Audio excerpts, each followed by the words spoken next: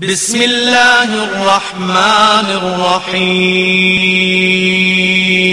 واعتصموا بحبل الله جميعا ولا تفرقوا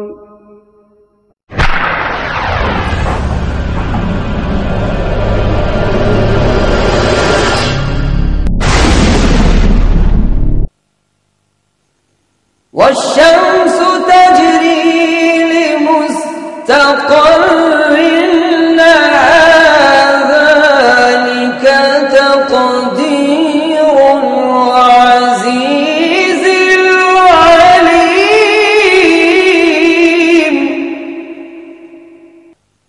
والقمر قدرناه منازل حتى عاد كالعرجون القديم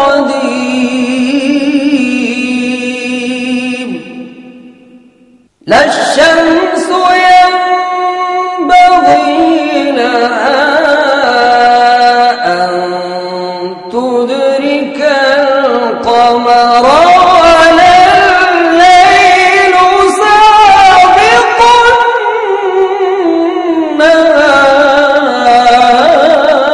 النهار وكل في فلك يسبحون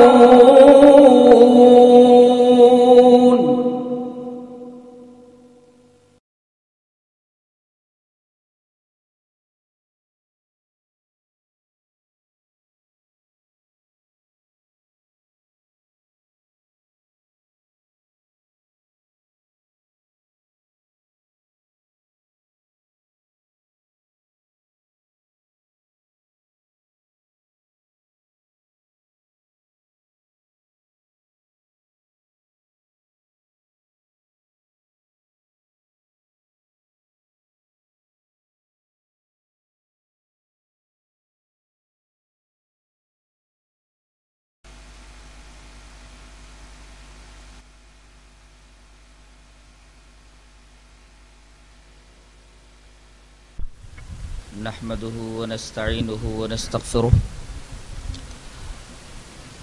ونعوذ بالله من شرور أنفسنا ومن سيئات أعمالنا من يهده الله فلا مضل له ومن يضلل فلا هادي له وأشهد أن لا إله إلا الله وحده لا شريك له وأشهد أن محمدا عبده ورسوله أما بعد أعوذ بالله من الشيطان الرجيم بسم الله الرحمن الرحيم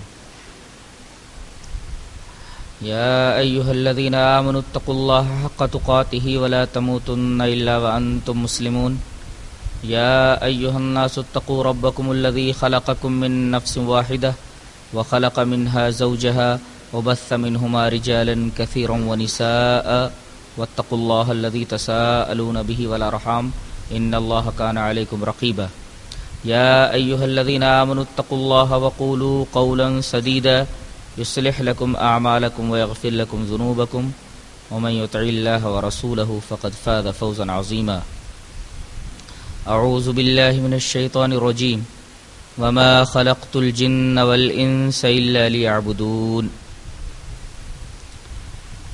حضرات علماء کرام، محترم بزرگوں، نوجوان بھائیوں، پیارے بچوں، پردہ نشین ماں اور بہنوں،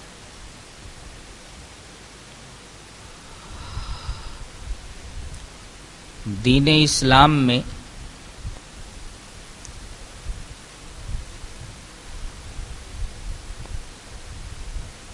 توحید کو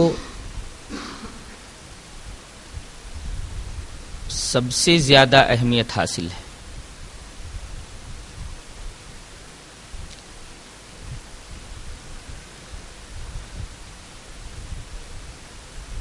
توحید کو اچھی طرح سمجھنے کے لیے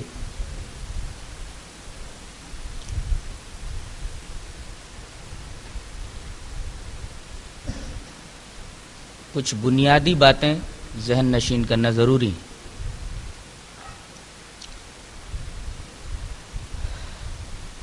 دین اسلام کو اگر ایک جسم فرض کر لیا جائے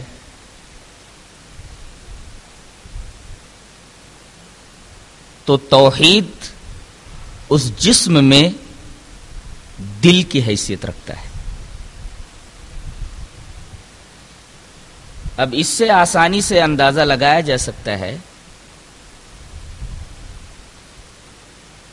کہ جب تک دل تندرست رہے گا پورا جسم تندرست رہے گا،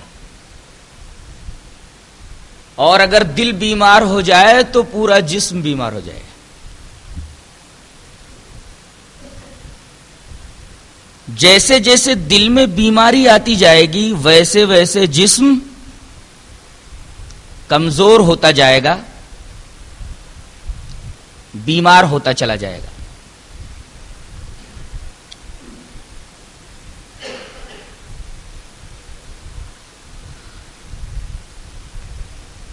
اس کو یوں بھی سمجھا جا سکتا ہے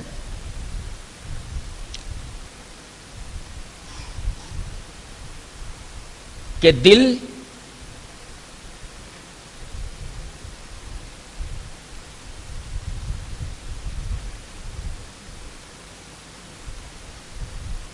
توحید کی مثال ہے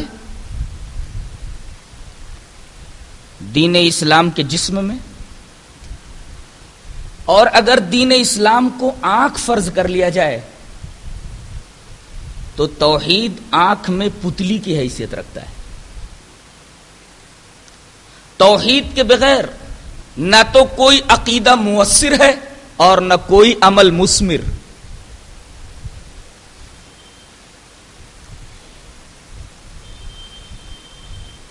یہی وجہ ہے کہ جتنے بھی انبیاء کرام دنیا میں تشریف لائے انہوں نے سب سے پہلی اپنی امتوں کے سامنے توحید ہی کا درس رکھا، اور توحید کے باب میں انہوں نے کبھی کوئی مداہنت گوارا نہیں کی، کبھی کوئی کمپرومائز نہیں کیا. طرح طرح کی ترغیبات انہیں دی گئیں، رشوتیں پیش کی گئیں، ڈھیر سارے مال و دولت کا لالچ دیا گیا، سرداری اور سروری پیش کی گئی.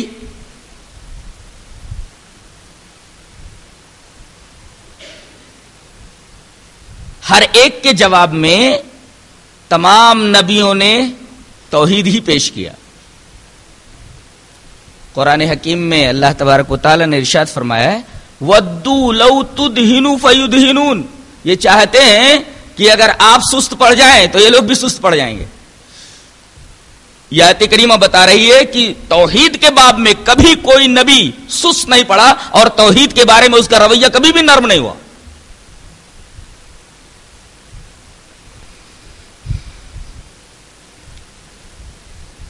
قرآن حکیم میں ایک اور بنیادی عقیدے پر بڑا زور دیا گیا ہے، وہ ہے معاد کا عقیدہ، یعنی مرنے کے بعد ایک زندگی ہے. لیکن آپ کو یہ سن کر حیرت ہوگی کہ اکثر مقامات پر معاد کے بیان کے ساتھ ساتھ توحید کا بیان چلتا ہے، یہ بتانے کے لیے کہ اگر توحید کے تصور میں ذرہ برابر خلل واقع ہو جائے تو توحید کی تو معاد کی حقیقت ہوا ہو کر رہ جائے گی.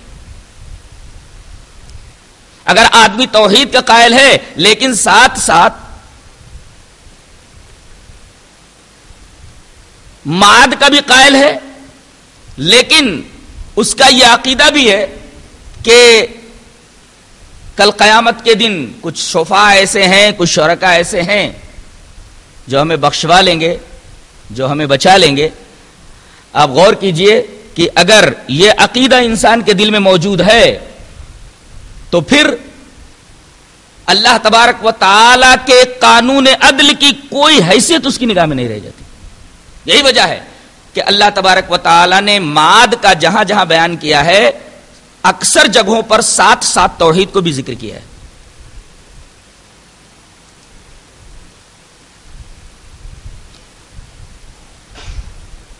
کلمہ توحید کیا ہے؟ ابن ابی العز جن کی مشہور کتاب توحید کے بارے میں ہے، شرح العقیدۃ الطحاویہ، اس میں انہوں نے لکھا ہے کہ کلمہ لا الہ الا اللہ هذه کلمۃ التوحید التي دعت الیہا الرسل کلہم، کہ لا الہ الا اللہ یہ کلمہ توحید ہے اور اسی کلمے کی طرف تمام انبیاء کرام نے اپنی اپنی امتوں کو بلایا ہے۔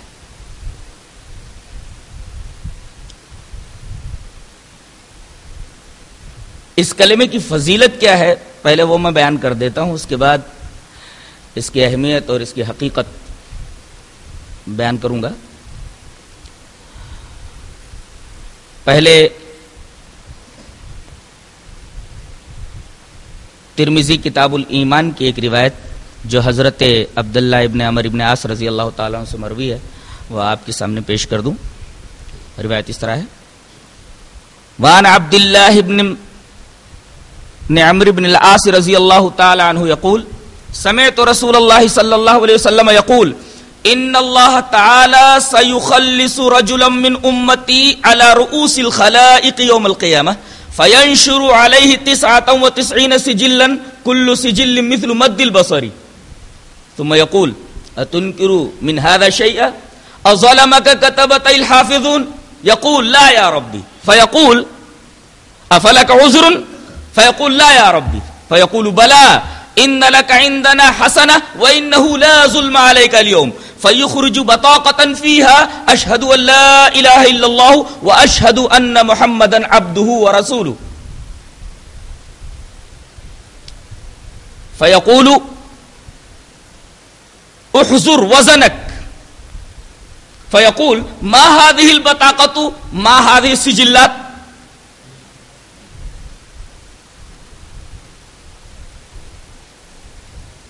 فيقول فإنه لا ظلم عليك فتوزع السجلات في كفة ولا إله إلا الله في كفة فتاشت السجلات وثقلت البطاقة فلا يثقل مع اسم الله شيء رواه الترمذی في کتاب الایمان۔ حضرت امام ترمذی اس حدیث کو کتاب الایمان میں لائے ہیں۔ حضرت عبداللہ ابن عمر ابن عاص رضی اللہ تعالیٰ عنہ فرماتے ہیں کہ میں نے نبی کریم صلی اللہ علیہ وسلم کو یہ فرماتے سنا کہ اللہ تبارک و تعالیٰ میرے امتیوں میں سے ایک شخص کو کل قیامت کے دن لوگوں کے سامنے نجات دے گا۔ پہلے کیا کرے گا؟ فَيَنْشُرُ عَلَيْهِ 99 سِجِلًا 99 دفتر اس کے سامنے رکھ دے گا، پھیلا دے گا، اور ہر ایک دفتر اتنا لمبا ہوگا جہاں تک کہ اس آدمی کی نگاہ جائے گی،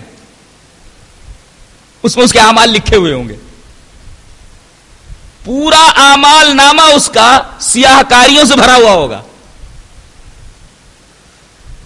ثم یقول، پھر اللہ پوچھے گا اتنکر من ھذا شیئا، ان میں سے کسی بھی چیز کا تو انکار کرتا ہے؟ اظلمک کتبت الحافظون، میں نے جن فرشتوں کو تیرے اعمال لکھنے پر مقرر کیا تھا کیا انہوں نے تیرے ساتھ ظلم کیا ہے؟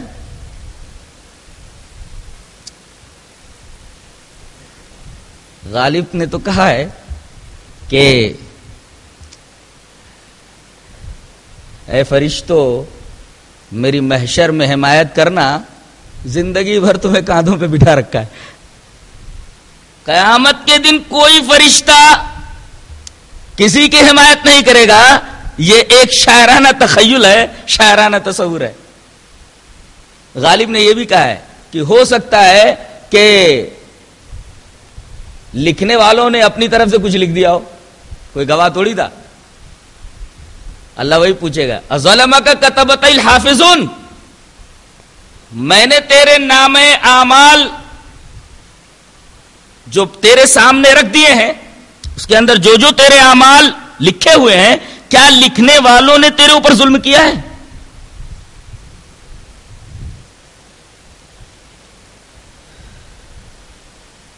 وہ یہ کہے گا نہیں ہے میرے رب، جو کچھ لکھا ہے بالکل صحیح لکھا ہے۔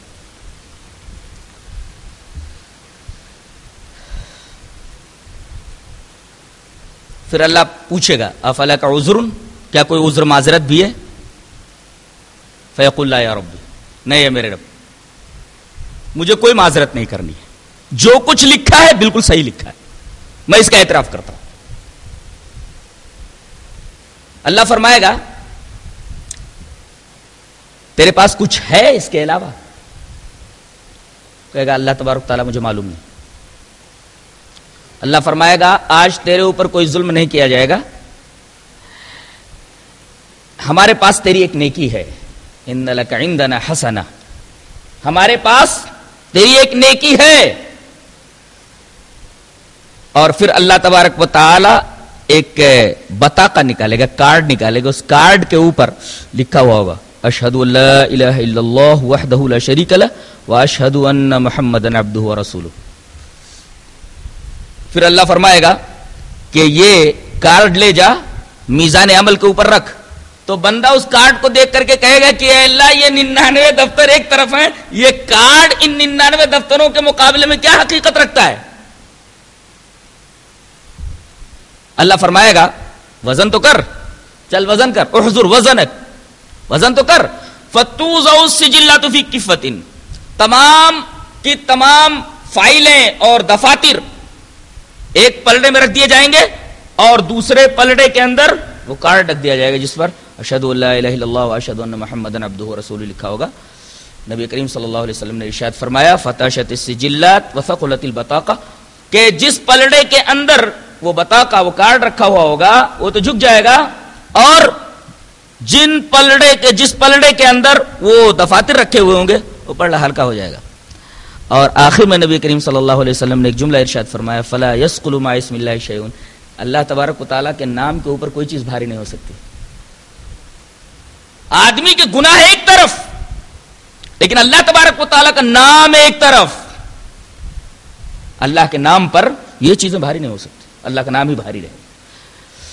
یہ حدیث لا الہ الا اللہ اور کلمہ توحید کی فضیلت کو بیان کرتی ہے، اس کی اہمیت کو بیان کرتی ہے۔ جی چاہتا ہے ایک اور روایت جسے امام بخاری رحمۃ اللہ علیہ کتاب الانبیاء کے اندر لائے، وہ روایت بھی آپ کے سامنے پیش کر دوں۔ روایت اس طرح ہے وعن عبادة بن الصامت رضی اللہ تعالی عنہ عن النبی صلی اللہ علیہ وسلم قال من شہد ان لا الہ الا اللہ وحدہ لا شریک لہ وان محمدا عبدہ ورسولہ وان عیسی عبد اللہ ورسولہ وكلمته القاها الى مريم وروح منه والجنة حق والنار حق ادخله الجنة على ما كان عليه من العمل، رواه البخاری فی کتاب الانبیاء۔ حضرت عبادہ ابن صامت فرماتے ہیں کہ نبی کریم صلی اللہ علیہ وسلم نے ارشاد فرمایا جس آدمی نے یہ گواہی دی کہ اللہ کے سوا کوئی معبود نہیں اور محمد صلی اللہ علیہ وسلم اللہ کے رسول ہیں، اور یہ بھی گواہی دی کہ عیسیٰ علیہ السلام اللہ کے بندے ہیں، اس کے رسول ہیں، اور اس کا وہ کلمہ ہے جنہیں اللہ تبارک و تعالی نے مریم کے رحم میں ڈلوا دیا تھا، اور جنت حق ہے، آگ حق ہے، جہنم حق ہے، تو اللہ اسے جنت میں داخل کرے گا چاہے جیسا اس کا عمل رہا ہو۔ اس کا یہ مطلب نہیں ہے کہ آدمی اس کلمے کے اوپر ڈیپینڈ ہو جائے اور نیک اعمال کرنا چھوڑ دے کہ اب یہ کلمہ پڑھ لینا ہی ہمارے لیے کافی ہے اور یہ کلمہ ہمارے لیے جنت میں دخول کا باعث ہے، کسی عمل کو کرنے کی ضرورت نہیں ہے۔ یہ بھی ایک بھیانک تصور ہے، اس سے بھی آدمی کو بچنا چاہیے، جیسا کہ ابھی میں واضح کروں گا۔ یہ دوسری حدیث بھی کلمے کی فضیلت پر ایک واضح دلیل ہے۔ جی چاہتا ہے ایک اور حدیث آپ کے سامنے پیش کر دوں جسے امام بخاری رحمۃ اللہ علیہ کتاب الرقاق میں لایا ہے، راوی حضرت ابو ہریرہ ہے۔ روایت اس طرح ہے وعن ابی ہریرہ رضی اللہ تعالی عنہ انہ قال قلت یا رسول اللہ من اسعد الناس بشفاعتک یوم القیامہ فقال لقد ظننت یا ابا ہریرہ الا يسألنی عن هذا الحديث احد اول منك لما رأيت من حرصك على الحديث اسعد الناس بشفاعتي يوم القيامة من قال لا الہ الا اللہ خالصا من قلبه، رواه البخاری فی کتاب الرقاق۔ حضرت ابو ہریرہ فرماتے ہیں کہ میں نے ایک دفعہ نبی کریم صلی اللہ علیہ وسلم سے ایک سوال پوچھا، کہا کہ اللہ کے رسول قیامت کے دن آپ کی سفارش کس خوش نصیب کو نصیب ہوگی؟ وہ کون سا خوش نصیب ہوگا جسے آپ کی سفارش ملے گی. من اسعد الناس بشفاعتک یوم القیامہ, ارے وہ بڑا خوش نصیب ہوگا جو آپ کی سفارش کے دائرے میں آئے. اللہ کے رسول صلی اللہ علیہ وسلم نے تحسیناً ان سے یہ کہا کہ ابو ہریرہ مجھے معلوم تھا کہ یہ سوال تم سے پہلے کوئی نہیں کرے گا, اس لیے کہ میں نے تمہاری ہرس حدیث کے اوپر دیکھی ہے. اس کا مطلب یہ جو حدیث کے اوپر زیادہ محنت کرتے ہیں, حدیث کی تلاش میں رہتے ہیں, حدیثوں پر غور کرتے ہیں, اللہ کے رسول صلی اللہ علیہ وسلم نے ان کی مدح فرمائی ہے, ان کی تحسین فرمائی ہے. مجھے معلوم تھا یہ سوال تجھ سے پہلے کوئی نہیں کرے گا, اس لیے کہ میں نے دیکھا تو حدیث کی تلاش میں بڑا حریص ہے. اور یہ بہت پیارا سوال ہے, تو سن لے. اس کا جواب یہ ہے کہ کل قیامت کے دن میری سفارش کے دائرے میں آنے والا وہی خوش نصیب ہوگا جس نے لا الہ الا اللہ اپنے خالص دل سے کہا ہوگا. من قال لا الہ الا اللہ خالصا من قلبہ.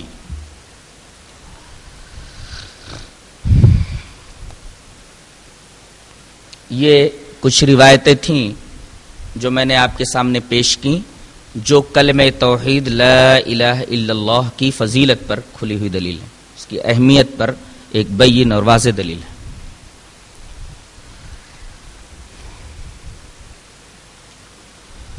یہ کلمہ نفی اور اس بات پر مشتمل ہے.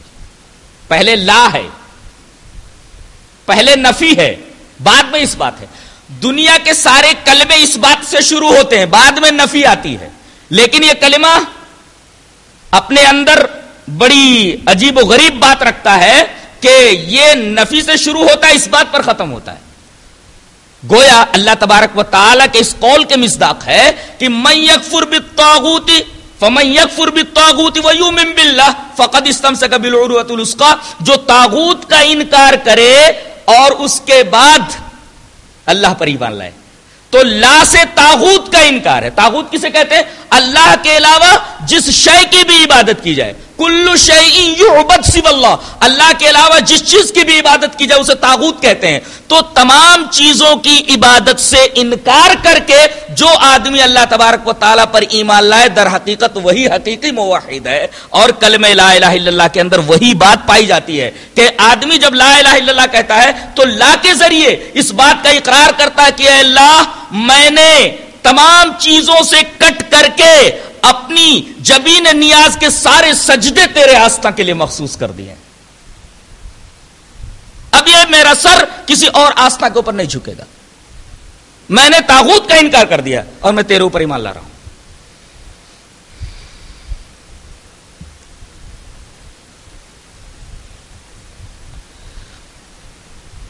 اگر غور کریں تو آپ کو پتا چلے گا کہ توحید پہلے ہے, شرک بعد میں. پہلی چیز.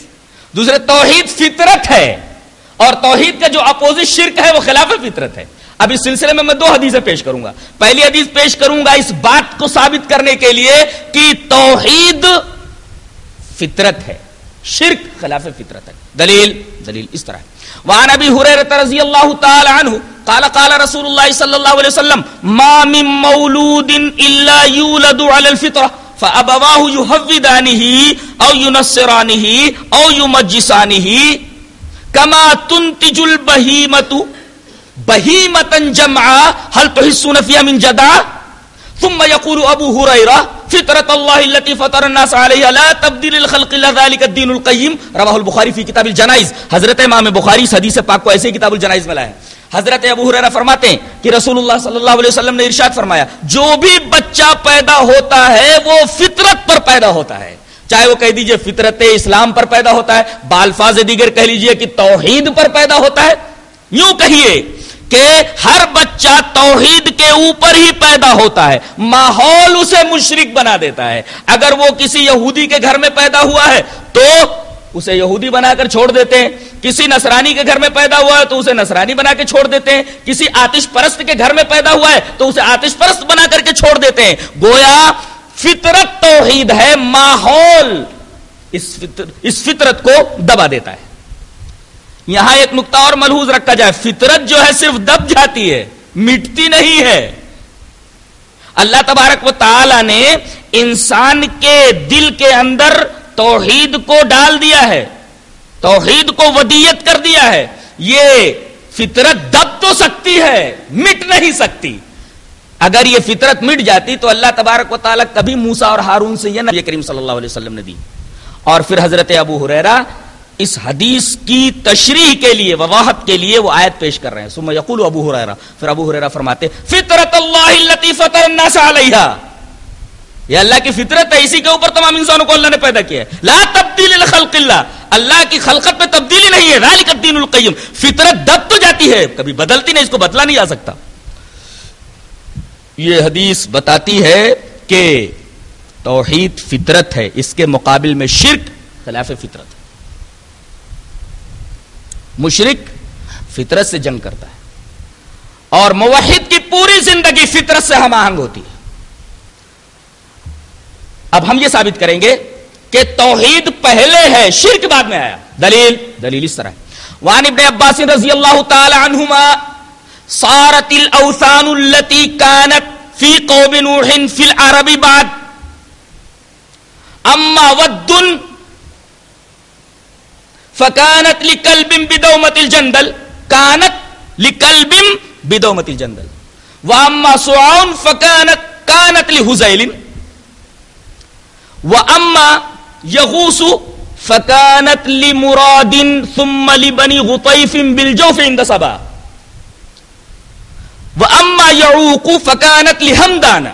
واما نصر فكانت لحمير لآل ذي الكلاع. اسماء رجال صالحين من قوم نوح فلما هلكوا اوحى الشيطان الى قومهم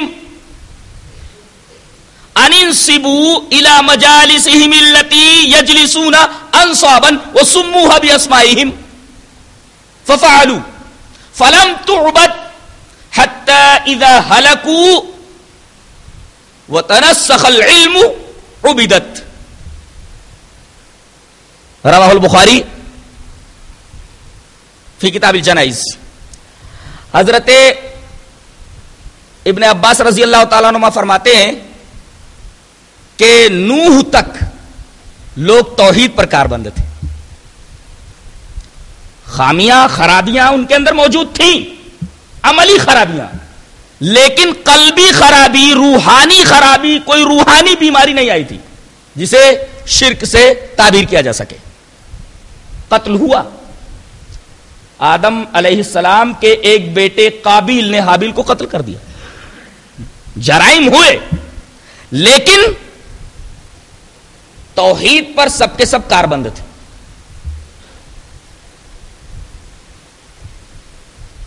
حضرت نوح علیہ السلام جس قوم کی طرف بھیجے گئے، یہ قوم پہلے بت پرستی میں مبتلا ہوئی. شکل کیا تھی؟ شکل اس حدیث میں بتائی گئی کہ 5 بزرگ تھے اس قوم میں جس کو قوم نوح کہا جاتا ہے، جس کی طرف نوح کو مبعوث کیا گیا جب وہ قوم شرک میں مبتلا ہو گئی. یہ 5 لوگ تھے: ود، سوا، یغوث، یعوق، نصر. بڑے اچھے لوگ تھے. اسماء رجال صالحین من قوم نوح، یہ قوم نوح کے بڑے بزرگ اور ولی لوگوں کے نام ہیں. یہ سب ولی تھے، یہ ولیوں کے نام ہے. یہ 5 ولی تھے، لوگ ان سے بڑی محبت کرتے تھے. جب یہ مر گئے تو لوگ بہت غمزدہ ہوئے، بہت دلگیر ہوئے. ایسے مواقع پر شیطان آ دھمکتا ہے. آدمی کے پریشانی کے موقع پر بھی آ جاتا ہے اور زیادہ خوشی کے موقع پر بھی آ جاتا ہے. یہ 2 مواقع ایسے ہوتے ہیں کہ شیطان انسان کو غلط راہ کے اوپر ڈال دیتا ہے. اسی وجہ سے آپ دیکھیں گے کہ شادی کے موقع پر نبی کریم صلی اللہ علیہ وسلم کون سی آیتیں پڑھتے تھے؟ سب سے پہلے یہ آیت پڑھتے تھے: یا ایھا الذین آمنوا اتقوا اللہ حق تقاتہ ولا تموتن الا وانتم مسلمون. کوئی سوچنے والا یہ سوچ سکتا ہے کہ معاملہ خوشی کا ہے اور یہاں موت کی آیت پڑھی جا رہی ہے. کوئی سوچے گا کہ نہیں؟ شادی کے موقع پر یہ آیت پڑھتے تھے آپ خطبہ نکاح میں: یا ایھا الذین آمنوا اتقوا اللہ، اے اللہ کے بندو، اے ایمان والو، اللہ سے ڈرو جیسا کہ اس سے ڈرنے کا حق ہے. ولا تموتن الا وانتم مسلمون، نہ مرو مگر مسلمان ہو کر کے. کوئی آدمی سوچے گا ماحول خوشی کا ہے اور بات موت کی جا رہی ہے. در حقیقت اس میں ایک فلسفہ ہے کہ خوشی کے موقع پر عام طور پر آدمی کے قدم ڈگمگا جاتے ہیں، شیطان آتا ہے اور اسے طرح طرح کے رسم و رواج میں مبتلا کرنے کی کوشش کرتا ہے، لالچ میں مبتلا کرتا ہے، طرح طرح کی ترغیبات دیتا ہے. ارے ایک ہی بچہ تو ہے، اب جتنا لڑکی والوں سے جہیز لینا ہو لے لو، اور اتنا خرچ کرو اس شادی کے اوپر کہ سارے ارمان نکل جائیں. اب دل کے اس ارمان نکالنے کی راہ میں سنت کے اور توحید کے کتنے تقاضے پامال ہوتے ہیں، مسلمانوں کو اس کی کوئی خبر نہیں، نہ اس کا کوئی دھیان رہتا ہے. یہ کام شیطان کرواتا ہے. اسی وجہ سے نبی کریم صلی اللہ علیہ وسلم یہ آیت کریمہ پڑھتے تھے تاکہ آدمی موت کا تصور اپنے ذہن میں رکھے تو جادہ مستقیم سے ذرہ برابر منحرف نہ ہو.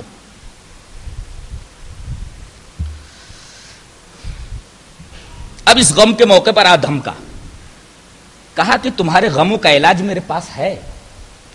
کہا کہ کیا؟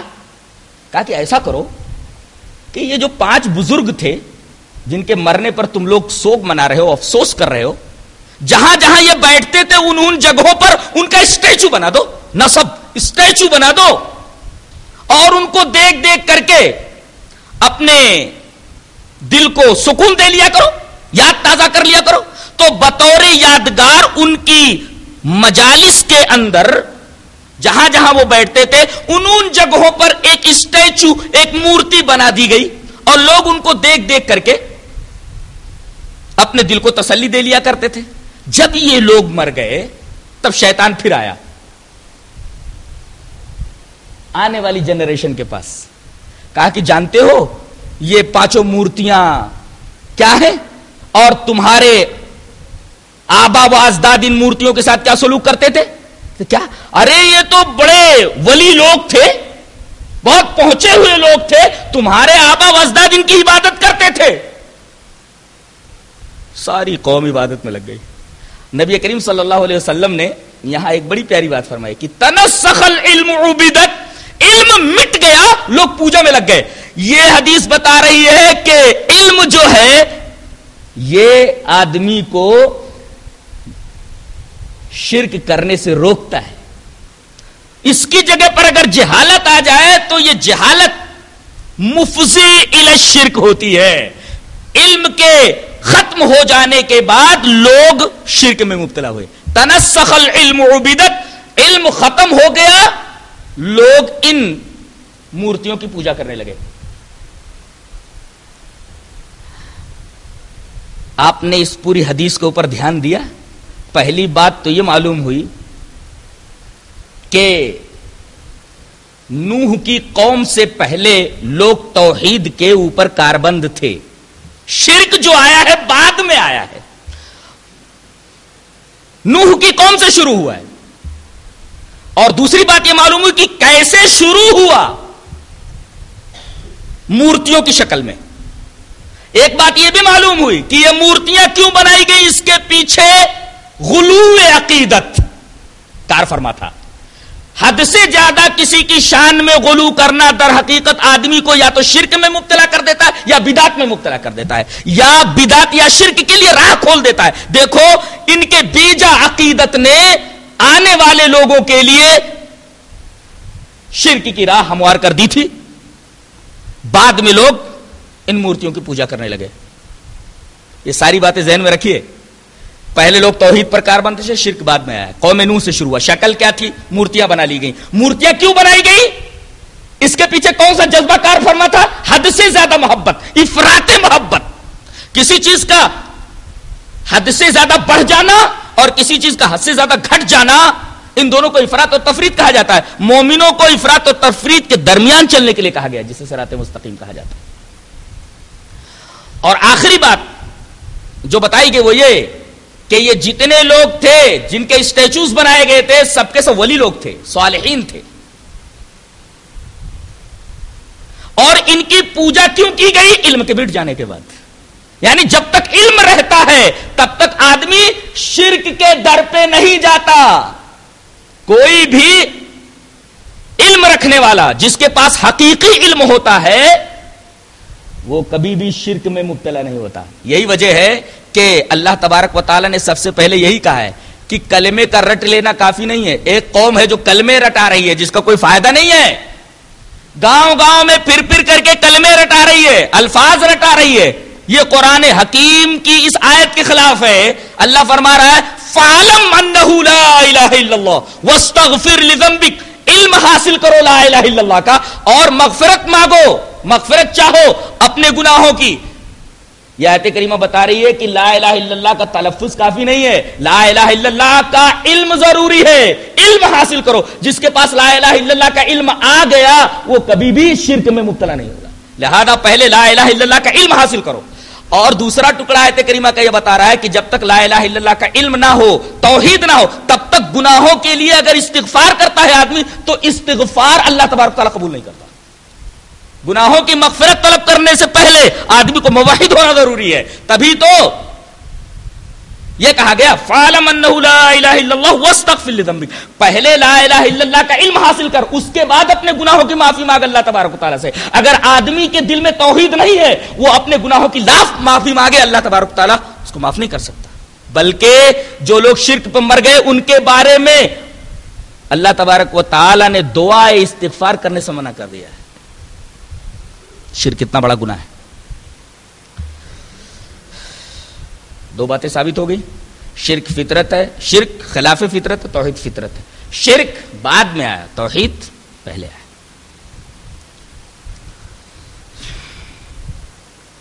اب آئیے توحید کا معنی سمجھ لیتے ہیں. توحید کسے کہتے ہیں؟ توحید کا لغوی معنی ہوتا ہے کسی چیز کو ایک جاننا. توحید وحد یوحد, توحید کسی شے کو ایک جاننا.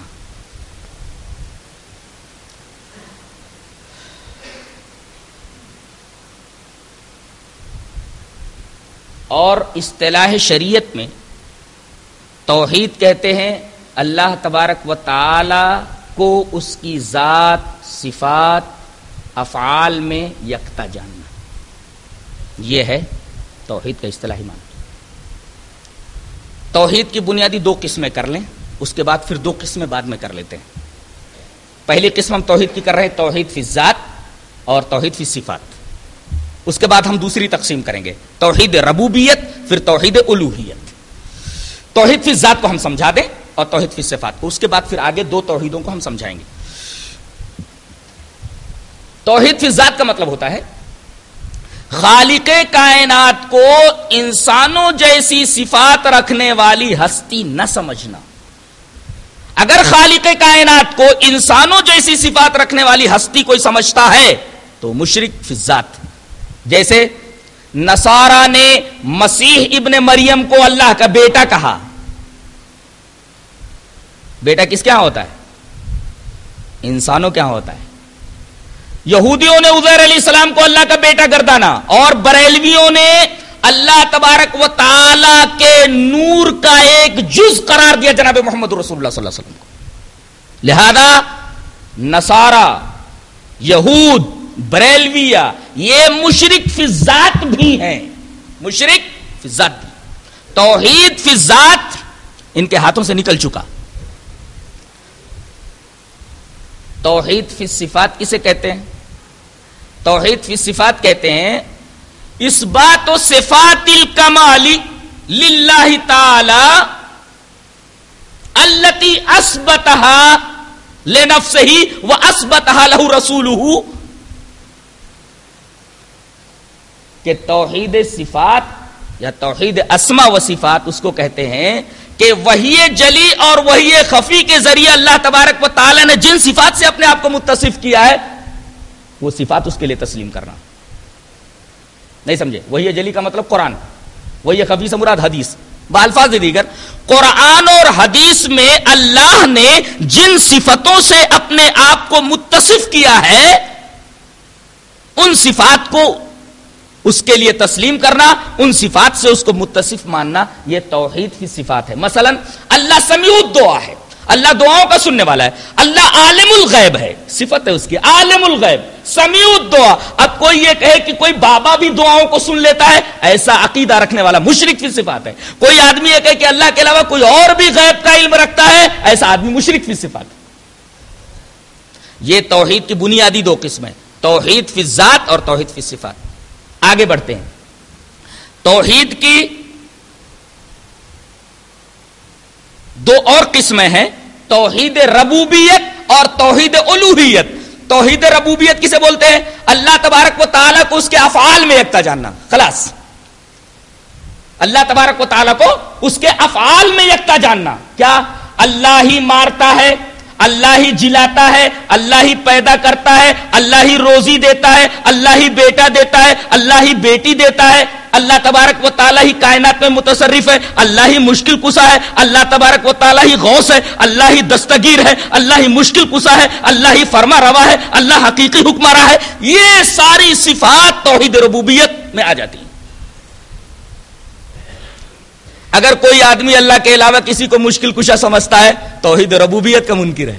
کوئی آدمی یہ کہے کہ اللہ کے علاوہ کچھ اللہ کے پیارے ایسے ہیں جن کو اللہ نے تصرف کا اختیار دے دیا ہے، وہ چاہے تو کسی کی بنا دے، وہ چاہے تو کسی کی بگاڑ دے، اگر یہ تصور، اگر یہ عقیدہ کسی کا ہے، وہ توحید پھر ربوبیت کا قائل نہیں ہے. اس کے ہاتھ میں توحید پھر ربوبیت نہیں ہے، توحید ربوبیت سے خالی ہے اس کا ہاتھ. تو اس کو مختصر انداز میں کیسے سمجھیں گے؟ اللہ تبارک و تعالیٰ کو اس کے افعال میں منفرد اور یکتا جاننا. یاد کر لیجئے، اللہ تبارک و تعالیٰ کو اس کے افعال میں، افعال یعنی کام، کاموں میں یکتا جان لینا. کام کیا ہے اس کا؟ پیدا کرنا، مارنا، جلانا وغیرہ وغیرہ.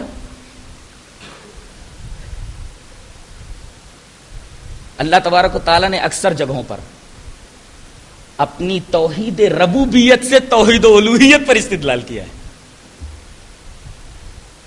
کہ اگر اس فعل میں وہ یکتا ہے، کوئی اس کا ہمسر نہیں، تو پھر عبادت اس کے علاوہ اور کس کی جائز ہو سکتی ہے؟ ایک جگہ فرماتا ہے والذین اتخذوا من دونه آلہہ لا يخلقون شیئا وهم يخلقون ولا يملكون لانفسهم ضرا ولا نفعا ولا يملكون موتا ولا حیاتا ولا نشورا.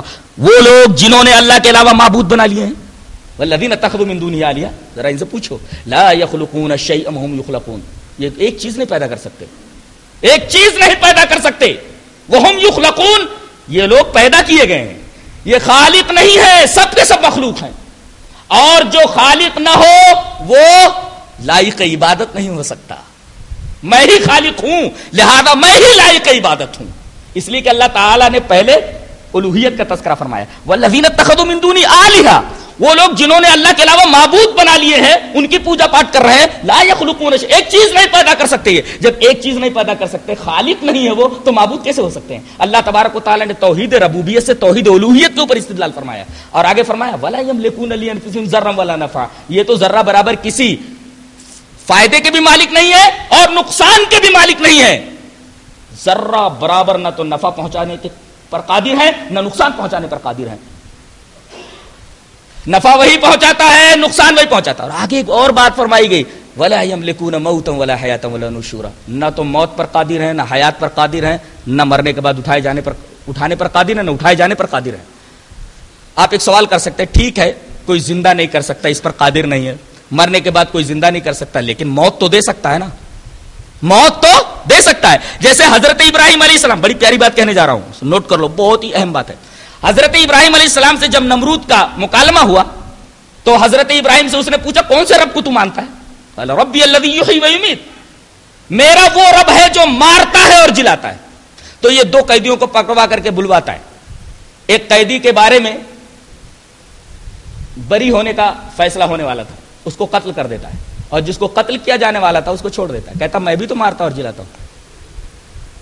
نکتہ یہ ہے کہ انسان کسی کو قتل تو کر سکتا ہے، موت نہیں دے سکتا. قتل الگ چیز ہے، موت الگ چیز ہے. یہاں اس نے قتل کیا ہے، معاملے کو گڑبڑ کر دیا ہے، اس نے مارا نہیں ہے، اس نے موت صرف اللہ کے ہاتھ میں، صرف قتل کیا ہے اس نے. قتل الگ چیز ہے، موت الگ چیز ہے.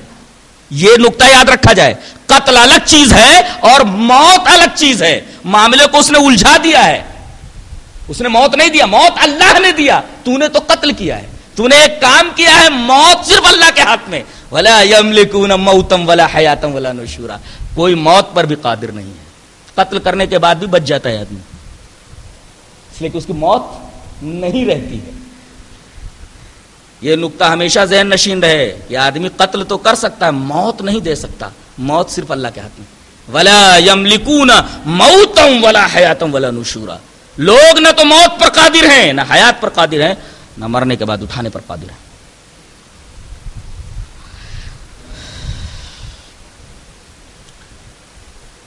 یہ تو ہوا توحید ربوبیت. توحید الوہیت کسے کہتے ہیں؟ توحید الوہیت کا مطلب ہوتا ہے صرف اللہ تبارک و تعالی ہی کی عبادت کرنا. عبادت کسے کہتے ہیں؟ اللہ کے رسول صلی اللہ علیہ وسلم نے اللہ کی طرف سے جن جن چیزوں کے کرنے کا حکم دیا ہے، یا قرآن و حدیث میں جن اعمال کے کرنے کا حکم دیا گیا ہے اور جن اعمال سے رکنے کا حکم دیا گیا ہے، یہ ساری چیزیں عبادت ہیں. سجدہ اللہ کے لیے، رکوع اللہ کے لیے، قیام اللہ کے لیے، نذر و نیاز اللہ کے لیے، قسم صرف اللہ کی، وغیرہ وغیرہ. یہ ساری چیزیں عبادات کی قبیل سے ہیں، یہ صرف اللہ کے لیے ہونی چاہیے. اس کو کہتے ہیں توحید عبادت، اور یہی مقصود ہے. ویسے تو کفار، مجوس، نصارہ، یہود سب توحید ربوبیت کے قائل تھے. توحید الوہیت کے اندر بحث تھی، توحید الوہیت کے اندر بحث تھی کہ اگر کوئی آدمی توحید ربوبیت کا اقرار کرتا ہے لیکن توحید الوہیت کا منکر ہے، وہ کافر ہے. اور تمام انبیاء کرام اسی توحید کو بیان کرنے کے لیے، اس کی وضاحت کرنے کے لیے، پیش کرنے کے لیے آئے تھے. اللہ فرماتا ہے وَمَا خَلَقْتُ الْجِنَّ وَالْإِنسَ إِلَّا لِيَعْبُدُونَ، ہم نے انسانوں کو اور جنوں کو صرف اپنی عبادت کے لیے پیدا کیا ہے. یہاں عبادت سے مراد توحید عبادت ہے. اب آدمی غور کرے کہ بازار میں جاتا ہے ایک خاص چیز خریدنے کے لیے، غور کیجئے، ایک خاص چیز خریدنے کے لیے جاتا ہے، ساری چیزیں خرید لیتا ہے مگر وہ خاص چیز نہیں خرید پاتا، بازار میں جانا بیکار ہوا. ایسے ہی اللہ تبارک و تعالی نے ہمیں دنیا میں اس لیے بھیجا ہے، ہماری تخلیق کا مقصد یہ ہے کہ ہم اس کی عبادت کریں. اگر اس کی عبادت کو چھوڑ کر کے ہم دنیا بھر کی عبادتیں کرتے رہے تو ہمارا جو مقصد تخلیق ہے وہ تو فوت ہو گیا نا. جو چیز خریدنی چاہیے تھی وہ بازار سے ہم نے خریدی نہیں، بہت ساری چیزیں خرید لی، اصل چیز تو خریدی ہی نہیں. ہماری تخلیق کا مقصد اللہ تبارک و تعالیٰ کی عبادت، ساری چیزیں ہم نے کر لی، ساری نیکیاں کر لی، لیکن اللہ تبارک و تعالیٰ کی عبادت جو مقصد تخلیق انسانی تھا وہ ہم نے نہیں کیا، تو سمجھو ہم نے مقصد تخلیق کو پورا نہیں کیا. یہی مقصد تخلیق انسانی ہے، اللہ تبارک و تعالیٰ کی عبادت.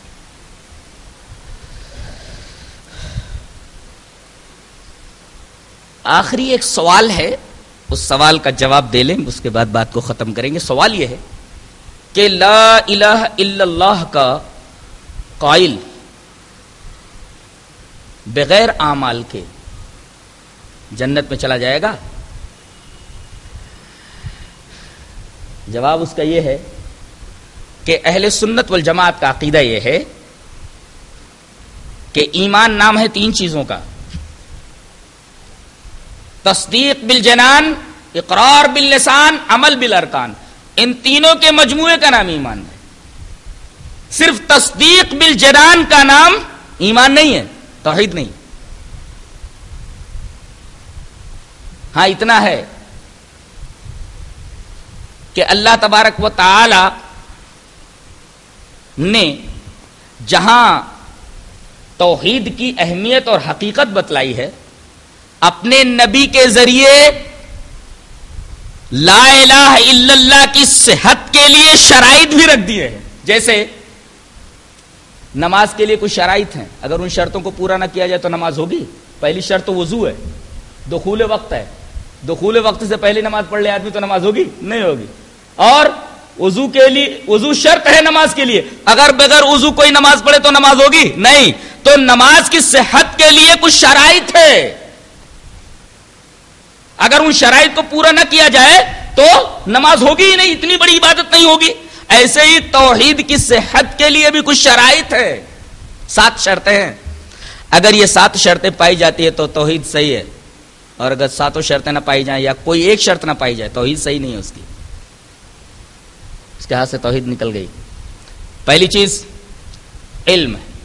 علم، توحید کا علم ضروری ہے. صرف زبان سے کلمے لا الہ الا اللہ کا رٹ لینا کافی نہیں ہے، بلکہ اس کا علم ضروری ہے. جیسے اللہ تبارک تعالی نے ارشاد فرمایا فَعَلَمْ أَنَّهُ لَا إِلَهَ إِلَّا اللَّهُ وَاسْتَغْفِرْ لِذَنبِكَ.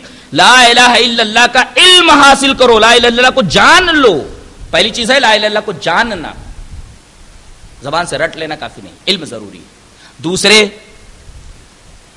الیقین ینافی الشک، کلمے کے اوپر اس کا یقین اتنا پختہ ہو کہ شک کو راہ نہ ملے. اللہ فرماتا ہے انما المؤمنون الذین آمنوا باللہ ورسولہ ثم لم یرتابوا، مومن تو وہ ہیں جو اللہ اور اس کے رسول پر ایمان لائے پھر انہیں شک نہیں ہوا. گویا کہ اگر شک ہو جاتا ہے کلمہ لا الہ الا اللہ کے اقرار کے بعد تو توحید ہاتھ سے چلی گئی. شک نہیں ہونا. الیقین ینافی الشک، علم کے بعد یقین ہے، کلمے کے اوپر یقین ہونا. تردد کو اور ارتیاب کو، شک کو وہاں راہ نہیں ملنی چاہیے. تیسرے، قبول. آدمی دل سے کلمے کے مدلول کو قبول کرے، کلمے کا جو مفہوم ہے اس کو دل سے قبول کرے. جو دل سے قبول نہیں کرتا توحید اس کے ہاتھ سے نکل گئی، اس کے پاس توحید نہیں ہے. اللہ نے ارشاد فرمایا انہم کانوا اذا قیل لهم لا الہ الا اللہ یستکبرون. یہ وہ لوگ ہیں کہ جب ان سے کہا جاتا ہے کہ لا الہ الا اللہ کہو تو یہ تکبر کرتے ہیں، یعنی لا الہ الا اللہ کو قبول نہیں کرتے. تو دل سے قبول کرنا بہت ضروری ہے، قبول ضروری ہے. اس کے لیے تین چیزیں ہوئی، علم، یقین ینافی الشک اور قبول. اور تیسری چیز، چوتھی چیز جو بہت اہم ہے، الصدق ینافی النفاق. دل سے اس طرح تصدیق کی جائے کہ نفاق کا گزر نہ ہو. کیا مطلب؟ آدمی دل سے تصدیق کرے، زبان سے تصدیق کرنا کافی نہیں ہے، زبان سے کہہ دینا کافی نہیں ہے. قرآن نے کہا یقولون بألسنتہم ما لیس فی قلوبہم، یہ زبان سے بولتے ہیں، دل میں وہ چیز نہیں ہے جو ان کی زبان پر ہے. تو گویا کہ صدق ضروری ہے. زبان سے کہہ دینا کلمے کا کافی نہیں ہے، بلکہ کلمے کی تصدیق دل سے کرے. یہ چوتھی شرط ہے. پانچویں شرط کیا ہے؟ الانقیاد المنافی للترک، کہ ایسی اطاعت ہو جو ترک کے منافی ہو. اللہ اکبر، یہ بہت اہم شرط ہے. پانچویں شرط بہت اہم ہے، الانقیاد المنافی للترک. ترک کے منافی جو اطاعت ہے اگر وہ نہیں ہے تو اس کی توحید گڑبڑ ہے، اس کی توحید مکمل نہیں. اس کا کیا مطلب ہے؟ الانقیاد منافی للترک، یعنی دل سے بھی مانتا ہے، زبان سے بھی اقرار کرتا ہے، لیکن عمل سے کوڑا ہے، وہ عمل نہیں کرتا، یعنی توحید کے تقاضے کے اوپر عمل نہیں کرتا. جیسے اللہ تبارک تعالیٰ نے ارشاد فرمایا وَمَن يُسْلِمْ وَجْهَهُ لِلَّهِ وَهُوَ مُحْسِنٌ فَقَدِ اسْتَمْسَكَ بِالْعُرْوَةِ الْوُثْقَىٰ. جو اللہ تبارک و تعالی کی باتوں کو تسلیم کرے اور اس کے اوپر ایمان لائے تو اس نے مضبوط دستہ پکڑ لیا، یعنی جنت میں داخل ہوگا. تو دیکھیے پہلے عمل کا تذکرہ کیا گیا، اس کے بعد ایمان باللہ کا، اس کے بعد جنت میں دخول کا. یعنی آدمی کے لیے ضروری ہے کہ دل سے بھی اقرار کرے، زبان سے بھی اس کا اقرار کرے اور عمل سے بھی اس کا اقرار کرے. بعض لوگ ہیں دل سے مانتے ہیں، زبان سے بھی اقرار کرتے ہیں، لیکن ساتھ ساتھ کہتے ہیں یہ بھی صحیح ہے اور وہ بھی صحیح ہے، قبوری شریعت بھی صحیح ہے، فلاں مسلک کے ماننے والے بھی صحیح ہے، راہیں مختلف ہے مگر منزل ایک ہے. یہ پانچویں شرط الانقیاد المنافی للترک، یہ بھی صحت توحید کے لیے ایک شرط ہے، ضروری ہے. چھٹی چیز اخلاص. اگر خالص اللہ کے لیے توحید نہیں ہے، اللہ کو ماننا نہیں ہے تو پھر بیکار ہے، آپ کی توحید پکی نہیں ہے. اخلاص ہونا چاہیے. اللہ تبارک و تعالیٰ کی توحید کا دل سے اقرار، زبان سے اقرار اور عمل سے اس کا اقرار ہو، لیکن اخلاص کے ساتھ ہو. آج بہت سارے لوگ ہیں جو کہتے ہیں دین اسلام بالکل صحیح ہے، نبی کریم صلی اللہ علیہ وسلم کی سیرت بہت سارے غیر مسلموں نے لکھی ہے اور یہ کہا ہے کہ دنیا کا سب سے بڑا آدمی، دنیا کا سب سے اچھا آدمی. ایسی باتیں لوگ کہتے رہتے ہیں لیکن اس کے پیچھے اخلاص کار فرما نہیں ہے. اللہ کے لیے یہ باتیں نہیں کہتے ہو، لہذا ان کو موحد نہیں مانا جا سکتا. اخلاص ضروری ہے. اور ساتویں چیز جو ضروری ہے وہ محبت، یعنی کلمے سے بھی محبت کرو اور کلمے کا جو مدلول ہے یعنی اس کا مفہوم ہے اس سے بھی محبت کرو. جیسے اللہ نے فرمایا وَمِنَ النَّاسِ مَن يَتَّخِذُ مِن دُونِ اللَّهِ أَندَادًا يُحِبُّونَهُمْ كَحُبِّ اللَّهِ. محبت کا مطلب یہ ہے کہ کلمہ تو آپ نے زبان سے نکال دیا، ادا کر دیا، اب محبت کی بات اگر آئی تو ایک طرف دنیا کی محبت ہے، ایک طرف اللہ کی محبت ہے. اب اللہ یہ فرماتا ہے کہ دنیا کی محبت اور میری محبت ایکول بھی نہیں ہونی چاہیے اور مغلوب بھی نہیں ہونی چاہیے، غالب ہونی چاہیے. دو چیزیں، اللہ کی محبت اور کسی اور کی محبت ایکول بھی نہیں ہونی چاہیے. اگر کوئی ایکول کر دیتا ہے، مساوی کر دیتا ہے، تبھی مشرک ہے. جیسے اللہ نے فرمایا وَمِنَ النَّاسِ مَن يَتَّخِذُ مِن دُونِ اللَّهِ أَندَادًا يُحِبُّونَهُمْ كَحُبِّ اللَّهِ. انہوں نے اللہ کے علاوہ کچھ معبود بنا رکھے ہیں، یہ ان سے ایسے ہی محبت کرتے جیسے اللہ سے محبت کرتے. محبت ایکول ہے، کہا ہے مشرک ہیں یہ. تو دونوں محبتیں ایکول نہیں ہونی چاہیے، مساوی نہیں ہونی چاہیے. اور اللہ کی محبت مغلوب بھی نہیں ہونی چاہیے. اللہ کی محبت اگر غالب ہو تو دوسری محبتوں کی اجازت ہے. تو یہ 7 شرطیں ضروری ہیں صحت توحید کے لیے. اگر یہ 7 شرطیں نہیں پائی جاتی تو آدمی کی توحید مکمل نہیں ہے. اللہ تبارک و تعالی ہمیں نیک عمل اور اچھی سمجھ کی توفیق عطا فرمائے. وآخر دعوانا ان الحمد للہ رب العالمین.